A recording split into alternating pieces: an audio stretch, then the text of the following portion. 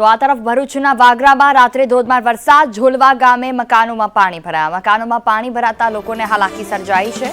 પાણી ભરાતા ઘરવખરીને નુકસાન થયું. જિલ્લાના વાગરા તાલુકાના ઝોલવા ગામે વરસાદી પાણી મકાનોમાં ફરી વળ્યા. ઝોલવા ગામે અનેક મકાનોમાં વરસાદી પાણીનો ભરાવો સર્જાતા ઘરવખરીને નુકસાન થયું છે. વસીમ મલિક સંવાદદાતા ફોન લાઈન પર જોડાયા છે અમારી સાથે. જી વસીમ, લોકોના ઘરમાં પાણી ઘૂસી ગયા, શું સ્થિતિ છે હાલમાં ભરૂચમાં વરસાદની? જી બિલકુલ, આજે વરસાદ છે ગઈકાલે રાત્રે 8 વાગ્યાથી લઈને 1 વાગ્યા દરમિયાન પડ્યો અને આજે વરસાદ છે 4 ઇંચ જેટલો ખાબકી ચૂક્યો છે.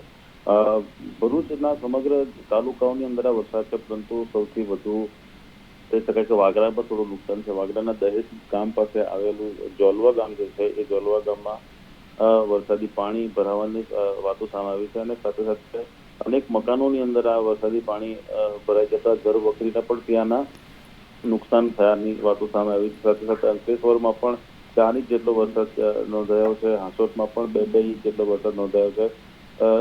હાલ વરસાદ બંધ છે, પરંતુ સાંવેલાધાર વરસાદ ફરીથી વરસવાના કારણે 4 ઇંચ જેટલો વરસાદ અત્યારે અહીંયા ખાબકી ચૂક્યો છે. બિલકુલ, તમામ જાણકારી બદલ આભાર.